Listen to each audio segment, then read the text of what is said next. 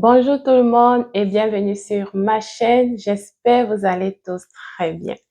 Si tu me découvres à travers cette vidéo, eh bien, je me présente, je suis Pierre Précieuse et sur ma chaîne, je parle de santé, je parle d'alimentation, je parle de tout ce qui peut booster ton système immunitaire naturellement afin de t'aider à être mieux en santé.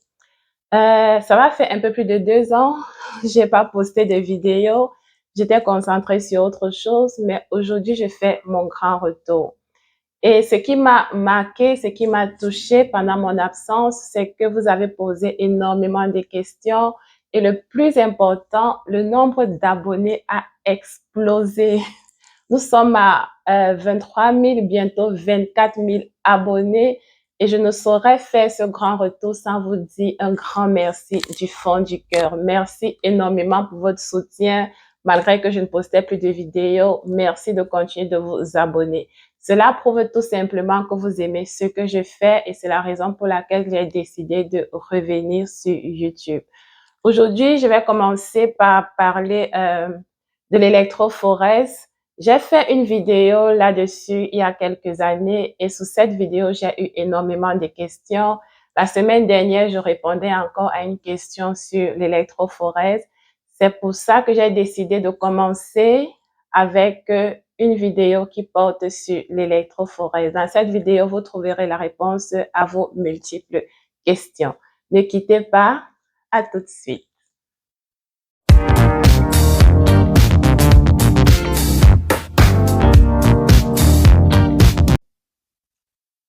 Ça me brise le cœur de savoir qu'aujourd'hui encore, il y a des personnes qui, soit elles ne savent pas, soit elles s'entêtent, font des enfants qui sont drépanocytaires et qui souffrent dans les hôpitaux. Parfois, il faut l'avoir vécu pour comprendre.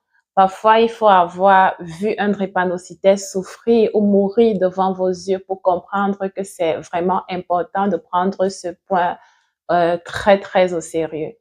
Alors, mon conseil, si tu n'es pas encore marié ou si tu n'as pas encore fait d'enfant ou si tu n'es pas encore en couple, fais ton électrophorèse, connais ton statut afin que lorsque la personne idéale viendra, eh bien, ce sera moins de travail à faire. Ou alors, n'attendez pas d'être au bout de la 3e année de votre relation avant de penser à faire l'électrophorèse et de constater que vous n'êtes pas compatible. Ça fait très mal au cœur. Alors, dans cette vidéo, comme je disais tantôt, nous allons parler de nous allons parler de l'électrophorèse. Nous n'allons pas parler de la maladie. Nous allons parler de l'électrophorèse. C'est quoi l'électrophorèse? Terre-à-terre, l'électrophorèse, c'est un examen que l'on fait pour éviter d'avoir des enfants drépanocytaires. Parce que mieux tu connais ton statut, mieux tu peux prendre des décisions réfléchies par rapport à ça. Donc, je vais vous donner des exemples pour mieux étayer, pour que vous compreniez mieux. Et je vais par la même occasion répondre à de nombreuses questions qui m'ont été posées sur les vidéos. Alors, on va considérer 3 groupes. Le premier groupe, ce sera le groupe qu'on va appeler les AA. Les AA, c'est le groupe des personnes malades. Non, c'est le groupe des personnes saines, des personnes qui ne font pas la maladie, des personnes qui n'ont aucun problème. On aura un deuxième groupe, c'est le groupe des SS. Les SS, ce sont des personnes malades, ce sont des personnes drépanocytaires, ce sont des personnes qui souffrent, qui souffrent nuit et jour avec leur santé. Et on aura le troisième groupe, ce sera le groupe des AS. Les AS, ce sont des personnes qui ont en elles le gène de la maladie, le gène S, mais qui ne font pas forcément la maladie. Donc, je me résume, on aura 3 groupes. On aura le groupe des personnes saines, les AA. On aura le groupe des personnes malades, les SS. Et on aura le groupe des personnes porteuses de la maladie, mais qui ne font pas forcément la maladie, qu'on va appeler les AS. Je vais vous donner d'autres exemples, ce qui va arriver s'il y a croisement entre ces groupes-là. Sous mes vidéos, j'ai eu énormément de questions du genre bonjour Tata, moi je suis AA, mon mari est SS, est-ce qu'on peut avoir des enfants? Ou bien moi je suis tant, mon mari est tant, est-ce qu'on peut avoir des enfants? Eh bien, j'ai fait des croisements pour vous.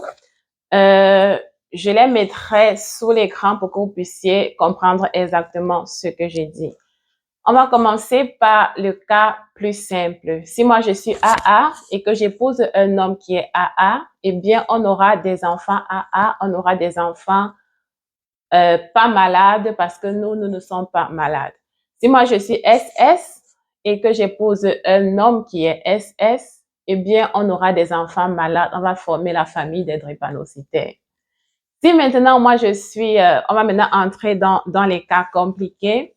Si moi je suis AA et que moi j'épouse un homme qui est AS, dans notre couple, on aura des enfants AA et on aura des enfants AS. Qu'est-ce que ça veut dire? Dans notre couple, on peut avoir des enfants porteurs de la maladie et on peut avoir des enfants non porteurs. Mais comme je dis souvent, on ne sait pas le spermatozoïde qui va féconder l'ovule. On ne peut pas prévoir à l'avance qu'on aura des enfants sains ou des enfants non sains. Mais dans ce cas-là, c'est faisable parce que les enfants qu'on aura ne vont pas forcément faire la maladie. Maintenant, je vais vous donner exactement les pourcentages.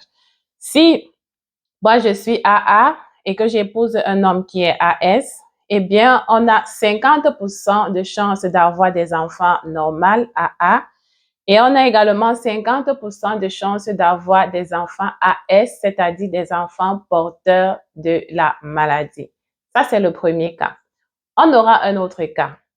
Si moi, je suis AS, c'est-à-dire que je porte en moi le gène de la maladie, mais je ne fais pas forcément la maladie, et que j'épouse une autre personne AS qui porte en lui le gène de la maladie et ne fait pas forcément la maladie, eh bien, dans ce cas, on aura 25% de chances d'avoir un enfant sain, un enfant AA. Donc, dans ce cas, on a 25% de chances d'avoir un enfant qui n'est pas malade. On a 50% de chances d'avoir des enfants AS, c'est-à-dire des enfants porteurs de la maladie.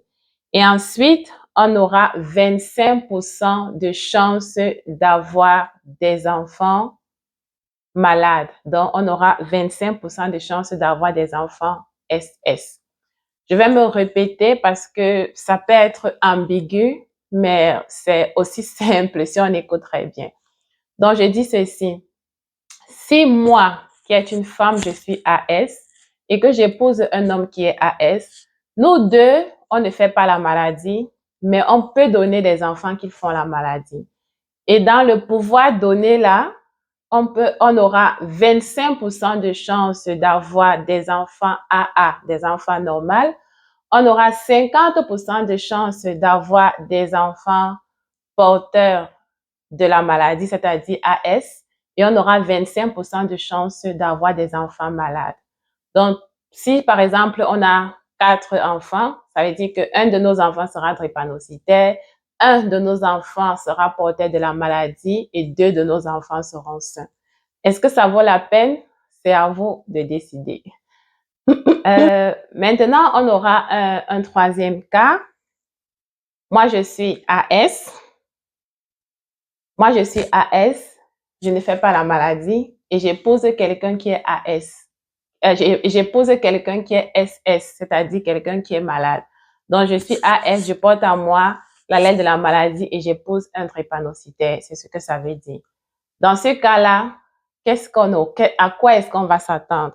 Dans ce cas, on aura tout simplement 50% des chances d'avoir des enfants malades, des enfants SS, des enfants drépanocytaires. Et on aura 50% de chances d'avoir des enfants AS, c'est-à-dire des enfants porteurs de la maladie. Je repose encore la question, est-ce que ça vaut la peine de se marier et d'avoir 50% de chances d'avoir des enfants drépanocytaires, alors qu'on peut l'éviter juste en faisant notre électrophorèse à temps? Je pense que j'ai un peu brossé tous les cas de figure pour répondre un peu à toutes les questions que j'ai reçues sous les vidéos. Si après ça, vous avez d'autres questions, eh bien, n'hésitez pas à me les poser sous les commentaires.